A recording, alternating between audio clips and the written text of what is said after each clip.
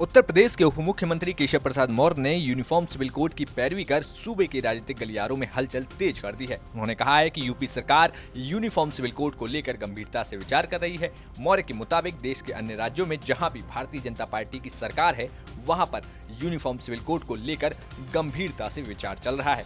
बता दें कि हाल ही में शुक्रवार को केंद्रीय गृह मंत्री अमित शाह ने भी यूनिफॉर्म सिविल कोड के मुद्दे को अहम बताया था और साथ ही साथ धारा 370 सीएए के साथ यूनिफॉर्म सिविल कोड को भी जोड़ दिया था, जिसके बाद अब इस मुद्दे पर भाजपा से तमाम नेताओं की खुलकर बयानबाजी सामने आने लगी है। यूनिफॉर्म सिविल कोड के मुद्दे पर डिप्टी सीएम केशव प्रसाद मौर्य ने कहा कि सभी को यूनिफॉर्म सिविल कोड की मांग और उसका स्वागत करना चाहिए।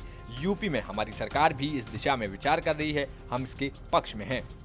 गृह मंत्री जी ने जो कहा है, हमारे पूर्व राष्ट्रीय अध्यक्ष जी ने जो कहा है, वह ऐसी बात कही है जो इस देश की जरूरत है। एक देश में एक कानून सबके लिए हो, इसकी आवश्यकता है।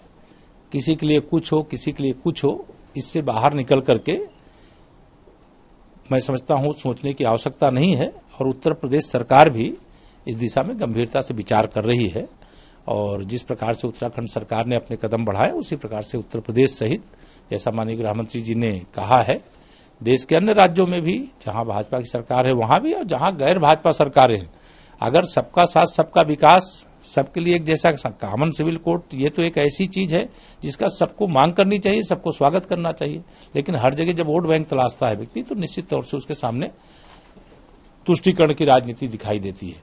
लेकिन हम इसके पक्ष में। सर, लगता है कि कॉमन सिविल कोड आज के समय में जरूरत है? निश्चित तौर से कॉमन सिविल कोड की जरूरत है और कॉमन सिविल कोड इस देश के लिए बहुत ही जरूरी है, उत्तर प्रदेश के लिए जरूरी है और इस देश की जनता के लिए जरूरी है। सर, लेकिन विपक्ष तो इसका सवाल खड़े कर रहा है, जैसे आप खुद कह रहे हैं, तो किस तरीके से लागू हो पाएगा आपको लगता है? नहीं, अभी तो मैंने कहा कि इस पर विचार, जैसे कि उत्तर प्रदेश इस पर विचार करने की पूरी तरह से तैयारी में है और इस दिशा में निश्चित तौर से माननीय गृह मंत्री जी की भावना को भी ध्यान में रख करके और वैसे भी न्याय की दृष्टि से भी जो भेदभाव है उसको खत्म करेंगे हम लोग। सबके लिए एक जैसा कानून हो और ये जो भारतीय जनता पार्टी के जो प्रमुख मुद्दे रहे, उनमें से एक यह भी है कि हम धारा 370 की बात कर रहे थे तो धारा 370 समाप्त हो गई।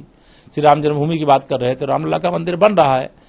कॉमन सिविल कोड की बात है, इस दिशा में भी हम आगे बढ़ गए हैं, आगे बढ़ेंगे। तो विपक्ष को लेकर आपका साथ देना चाहिए, जैसा कि आपको नहीं, विपक्ष साथ देगा तो अच्छा है। अगर विपक्ष साथ नहीं देगा तो इसका मतलब यह नहीं कि धारा 370 में विपक्ष साथ नहीं दे रहा, धारा 370 नहीं हटी। विपक्ष भगवान राम को काल्पनिक बता रहा था तो वहां रामलला का मंदिर बनने का मार्ग नहीं प्रशस्त हुआ। विपक्ष साथ देगा तो ये विपक्ष की भलाई के लिए अच्छा होगा, नहीं साथ देगा तो जो भाजपा का एजेंडा है उस दृष्टि से भी और प्रदेश और देश के लिए भी इसको लेकर के आगे बढ़ेंगे। आपको बता दें कि उत्तराखंड की बीजेपी सरकार ने अपने मंत्रिमंडल की पहली ही बैठक में यूनिफॉर्म सिविल कोड का मसौदा तैयार करने के लिए समिति के गठन के प्रस्ताव को मंजूरी दे दी है। तो वहीं प्रसपा अध्यक्ष शिवपाल सिंह यादव भी इस मुद्दे पर अपनी सहमति जता चुके हैं। अब देखना होगा कि इस मुद्दे पर देश के साथ यूपी में और कितनी राजनीति देखने को मिलती है। ब्यूरो रिपोर्ट, यूपी तक।